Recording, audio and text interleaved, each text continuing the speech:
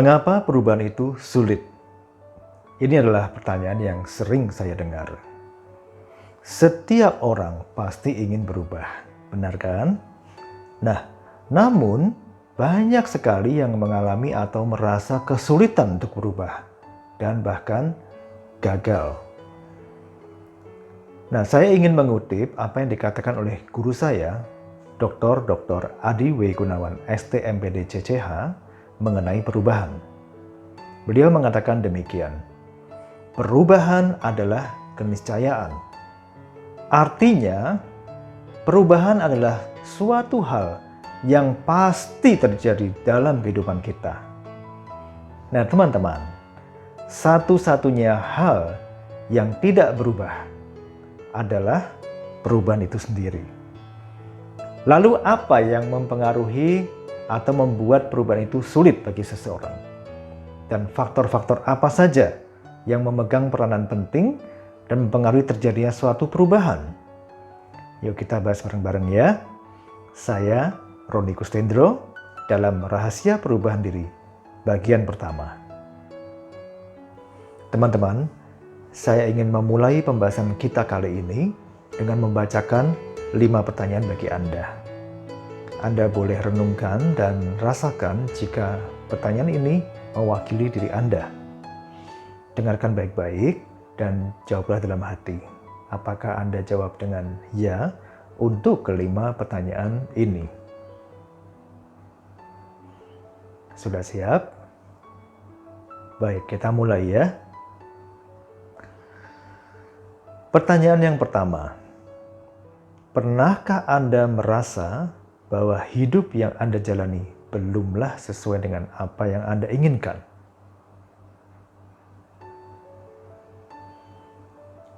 Pertanyaan yang kedua, pernahkah Anda merasa ingin melakukan sesuatu untuk mengubah hidup Anda menjadi lebih baik?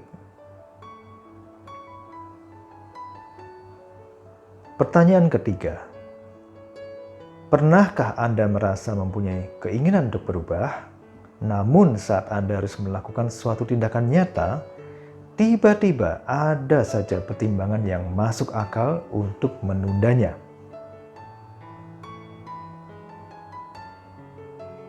Pertanyaan yang keempat, pernahkah Anda merasa bahwa apa yang terjadi dalam hidup Anda adalah akibat dari apa yang dilakukan orang lain kepada Anda? Pertanyaan yang kelima, pernahkah Anda merasa telah mencoba berbagai hal untuk berubah, namun masih belum membawa hasil seperti yang Anda inginkan? Oke, saya beri waktu sebentar ya. Anda silahkan renungkan dan Anda boleh tuliskan jawaban Anda di kolom komentar. Terima kasih teman-teman. Sekarang kita evaluasi ya. Jika Anda menjawab ya untuk kelima pertanyaan ini, maka Anda tidaklah sendiri. Seperti yang saya sampaikan sebelumnya, setiap orang pasti ingin berubah. Mereka ingin mengubah kehidupannya menjadi lebih baik. Namun dalam perjalanannya, banyak yang merasa kesulitan dan bahkan akhirnya belum berhasil untuk berubah. Padahal sudah banyak hal yang mereka lakukan untuk bisa berubah.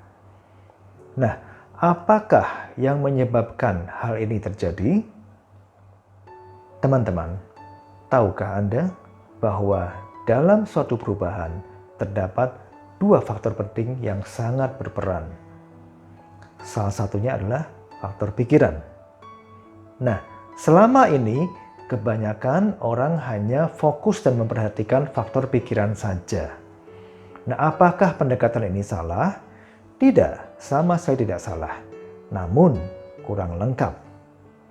Nah, faktor apa lagi yang mempengaruhi terjadinya suatu perubahan dan memegang peranan penting? Tonton hingga akhir dan Anda bisa temukan jawabannya. Oke, yuk sekarang kita masuk kepada pembahasan topik utamanya. Nah, seperti yang saya sampaikan sebelumnya, bahwa faktor pertama yang mempengaruhi terjadinya suatu perubahan adalah faktor pikiran. Dan ini benar adanya. Faktor pikiran sangat mempengaruhi keberhasilan dari suatu perubahan.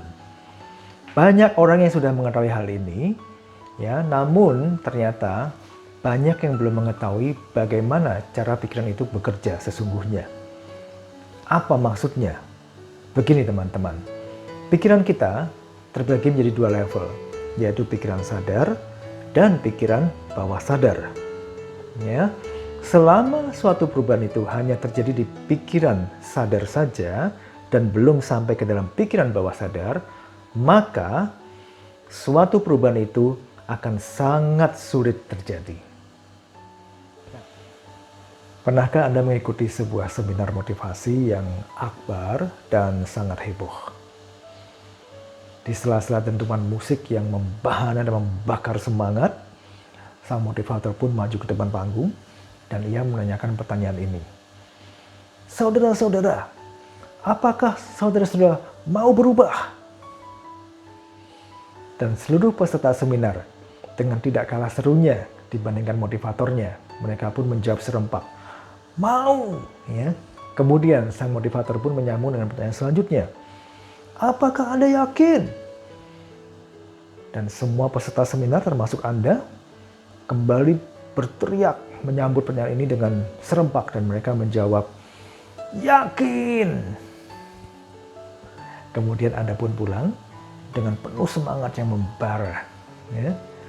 Hari demi hari berlalu dan Anda masih semangat. 1 minggu berlalu, Anda masih semangat. Namun dalam hati Anda bisa merasakan bahwa semangat ini sudah berbeda dengan beberapa hari yang lalu.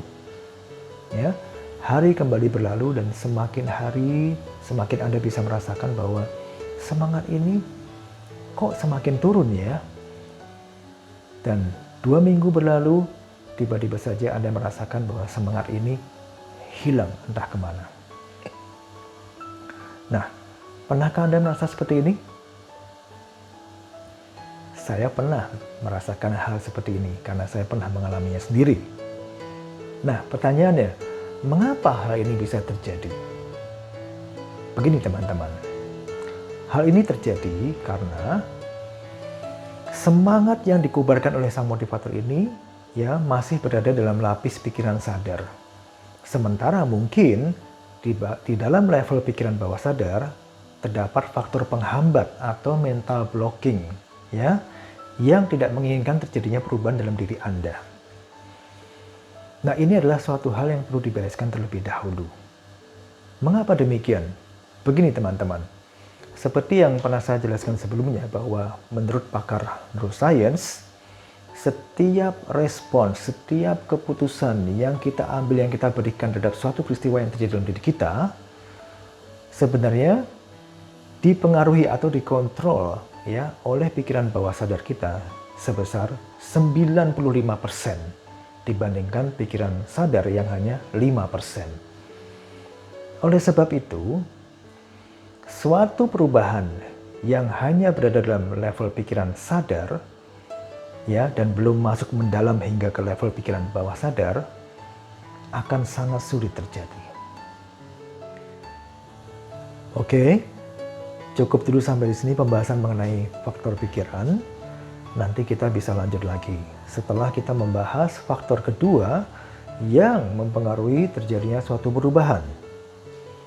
Nah, teman-teman, sebelum saya membuat video ini, saya sempat membaca beberapa artikel yang ditulis oleh guru saya dan juga oleh para pakar neuroscience yang telah melakukan penelitian yang mendalam mengenai subjek ini. Nah, ini saya lakukan agar saya bisa memberikan pemaparan yang bermanfaat bagi teman-teman sekalian. Nah, dari apa yang saya baca dan saya pelajari, saya menyebutkan beberapa hal penting yang akan segera saya paparkan untuk teman-teman sekalian. Nah, ternyata dalam suatu perubahan, hal yang paling sulit dilakukan bukanlah pada saat Anda memutuskan untuk berubah atau memutuskan untuk melakukan sesuatu yang berbeda dari apa yang Anda lakukan sebelumnya. karena ini hanyalah langkah awal.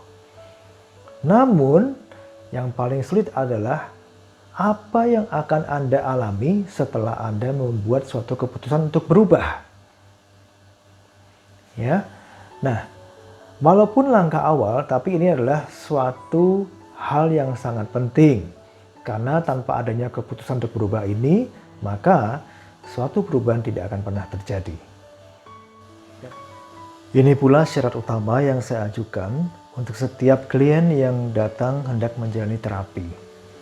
Nah, untuk Anda yang pernah tonton video 4 emosi destruktif, Anda pasti ingat kisah Pak Budi, ya kan? Untuk Anda yang belum, Anda bisa tonton video ini nanti. Sekarang kita kembali dulu ke topik kita mengenai perubahan. Keputusan untuk berubah yang telah dibuat ini harus didasari dengan adanya kesadaran dan niat yang kuat untuk berubah. Karena tanpa adanya kedua hal ini, maka keputusan yang telah dibuat ini akan dengan mudahnya luntur dan memporak-porandakan perubahan yang hendak dicapai. Wow, sedahsyat inikah? Ya benar, sedahsyat ini, dan saya sudah melihat ini berulang-ulang kali. Nah, bagaimana hal ini bisa terjadi? Begini teman-teman, saat Anda memutuskan untuk berubah, maka tubuh akan memberikan reaksi berupa rasa tidak nyaman atau rasa tidak menyenangkan. Hal ini disebabkan karena adanya ketidakseimbangan kimiawi yang terjadi dalam tubuh. Nah, kalau teman-teman sudah nonton video saya sebelumnya yang berjudul Adiksi Emosi, saya sudah jelaskan mengapa hal ini bisa terjadi. Dan Anda pasti sudah paham. Ya, untuk Anda yang belum tonton video ini, Anda bisa temukan videonya di sini. Ya. Nah, setiap perilaku dan pengalaman yang menghasilkan suatu emosi dan senyawa kimiawi tertentu dalam jangka waktu yang lama dan menjadi identitas seseorang, maka senyawa kimiawi ini sudah terekam dalam tubuhnya. Pada saat seseorang memutuskan untuk berubah, maka akan terjadi perubahan perilaku, perubahan pengalaman, yang memunculkan perubahan emosi dan senyawa kimiawi tertentu pula. Hal inilah yang kemudian direspons oleh tubuh secara fisik dengan memberikan rasa tidak nyaman dan rasa tidak menyenangkan, karena munculnya suatu ketidakpastian. Nah, mengapa disebut ketidakpastian? Karena dengan adanya perubahan ini, seseorang tidak bisa lagi memprediksi apa yang akan dialaminya. Perasaan tidak nyaman ini akan membuat tubuh melakukan berbagai cara persuasi agar perubahan tidak terjadi. Di antaranya dengan mengatakan, sudahlah, mulai besok saja. Atau, tidak mungkin Anda bisa berubah. Atau bisa juga berupa, mengapa saya yang harus berubah? Bukan karena ini kesalahan orang lain, bukan kesalahan saya. Jadi orang lain yang harus berubah. Pernah mengalami seperti ini? Ya benar, memang seperti ini rasanya. Lalu apa yang terjadi? Seperti tadi yang saya telah sampaikan, bahwa tanpa niat yang kuat untuk berubah, maka apapun yang Anda alami setelah Anda membuat keputusan untuk berubah ini, akan dengan mudahnya melunturkan niat Anda, keputusan Anda untuk berubah, dan Anda akan kembali kepada keadaan kondisi Anda sebelumnya dan tidak terjadi perubahan apapun. Inilah yang terjadi pada sebagian besar orang saat mereka mengalami kegagalan untuk berubah. Nah, sampai di sini saya percaya Anda sudah tahu ya, apa faktor kedua yang sangat mempengaruhi terjadinya perubahan. Ya, benar. Faktor kedua ini adalah tubuh. Tepatnya apa yang terjadi pada otak dan pada tubuh secara fisik. Nah, bagaimana sebenarnya hal ini bisa terjadi? Dan mengapa hal ini baru disampaikan akhir-akhir ini? Kita akan menjawab dan membahas mengenai hal ini pada bagian kedua dari rahasia perubahan diri yang pasti akan semakin seru. Terima kasih sudah bersama saya dan belajar bersama. Jika Anda memperoleh manfaat dari informasi ini, Silahkan bagikan informasi ini kepada sahabat, teman, dan kerabat Anda. Saya Roni Kustendro, kita jumpa lagi di bagian kedua dari Rahasia Perubahan Diri. Sampai jumpa.